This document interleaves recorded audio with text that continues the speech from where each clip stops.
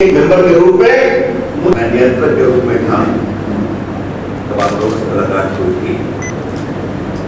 जयपुर की प्रेस से मेरी बातचीत होती रही है पूर्व में, जब मैं राजस्थान का सर्वभारी विधान काफी आया करता था। आज आपसे मिलकर बहुत प्रसन्नता है और आप सबका अभिनंदन है। जैसा कि प्रदेश और यहाँ की मीडिया से बहुत ही अच्छा काम कर रही है, तो दिल्ली की तमाम सक्रिय गतिविधियों के बावजूद, क्योंकि ये कार्यक्रम मैंने जयपुर का पहले दे रखा था, इसलिए आज यहाँ उपस्थित हूँ। पहले मैं अपनी कुछ आरंभिक बातें कह दूंगा, क्योंकि आपके सवाल को दोस्त मित्रों, सत्ता में आने के बाद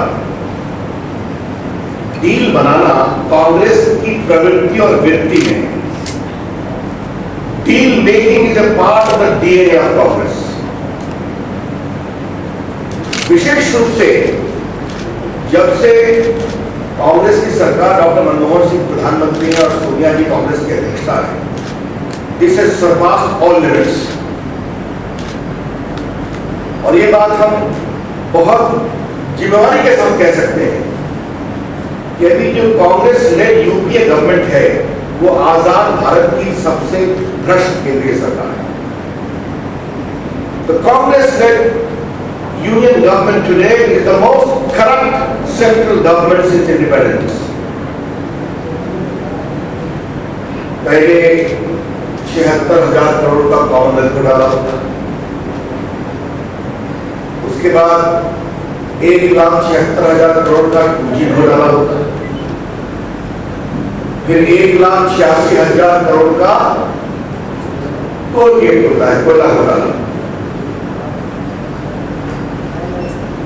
अगर हम इसको थोड़ा पोएटिकली बोलने की कोशिश करें तो स्पेक्ट्रम आकाश पर होता है, हवा में, वहां पे घोटाला है। कॉमनवेल्थ खेलों का आयोजन जमीन पे हुआ, स्टेडियम बने, वहां भी घोटाला है। और कोयला जमीन के अंदर होता है, वहां पे घोटाला। तो nothing has been spared at all. मैं कोयले की चर्चा की बात में करूंगा। तो कई जी आए हैं, CWG, 2G, Colgate, again Coal-G, and the latest to join is Daba-G। अगर मैं चर्चा करने की कोशिश करूं, लेकिन मुझे दो ही बड़े सीधे सवाल उठाने। कल जो विषय आया है आपके सामने है, पहले भी चर्चा में रहा है। DLF एक पब्लिक कंपनी जिसके शेयर होल्डर्स आम आदमी भी है, पब्लिक बैंकिंग इंस्टीट्यूशन भी है, फाइनेंशियल इंस्टीट्यूशन भी है। 65 करोड़ का अनसिक्योर्ड लोन आप दे रहे हैं एक ऐसी कंपनी के पास जिसमें से 50 लाख रुपए की पूंजी है और लगभग 400 से 500 करोड़ की जमीन आपको मिल जाती है, फ्लैट,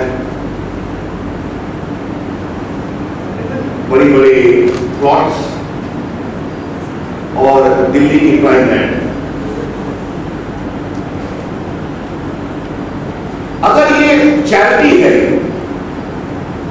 तो ये चैरिटी उस व्यक्ति के साथ ही क्यों की जा रही है जिसका संबंध कांग्रेस के प्रथम परिवार से? क्या DLF कंपनी इस प्रकार की चैरिटी समूह के साथ करती है?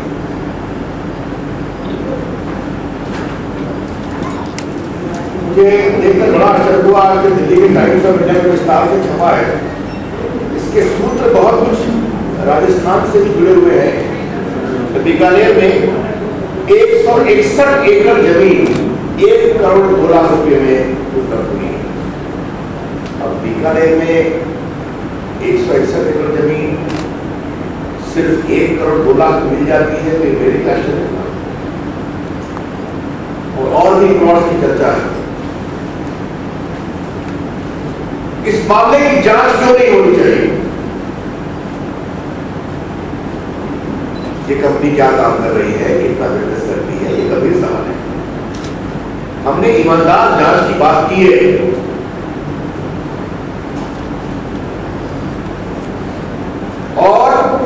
देश की अपेक्षा है कि जांच होनी चाहिए। आपको याद होगा पहले बोफोर्स का विषय आया जिसमें एक साहब कुद्रोकी के भी लीकेज की बात आई। उस पूरे मामले को इस सरकार ने दफन कर दिया, आपको मालूम है, जबकि कुद्रोकी के खिलाफ ओवरवेलमिंग एविडेंस है। आज हमने कोलगेट की बात की, इसके पूर्व में ऐसा क्या है कि 8 साल तक हमने ऑक्शन मैकेनिज्म को रोक दिया और 12 साल में 70 कोल ब्लॉक 93 से 2004 में और 3 साल में 145 कोल ब्लॉक,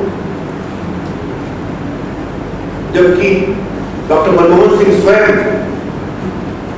बोला और जब आपकी सरकार ने निर्णय लिया कि आप प्रतिस्पर्धा नीलामी के साथ उसको सेटल करेंगे ऑक्शन मैकेनिज्म,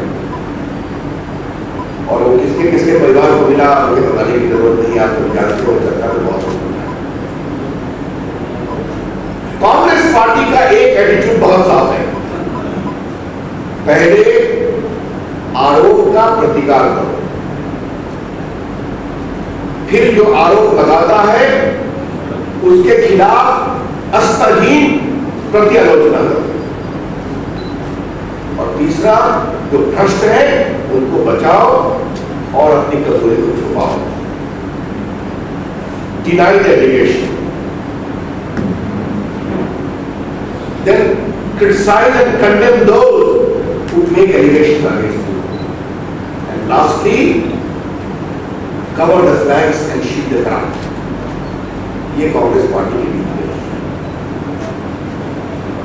इसलिए जब कोयला घोटाला आया तो हमने एक बात की जिसको मैं यहां दोहराना चाहता हूं।